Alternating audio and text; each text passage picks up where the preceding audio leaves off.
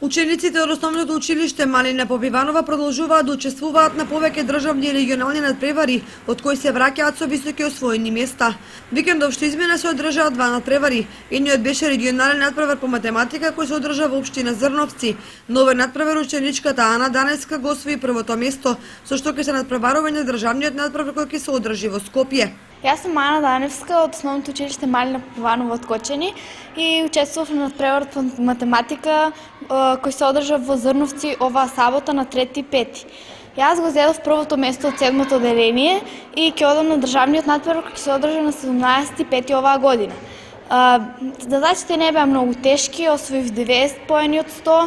Во саботата во Штип на регионалниот надпревар по англиски јазик спелинг, ученикот Андре Петров од 7-мо оделение се квалификуваше за учество на државниот надпревар, кој ќе се одржи на 17 мај во Скопје.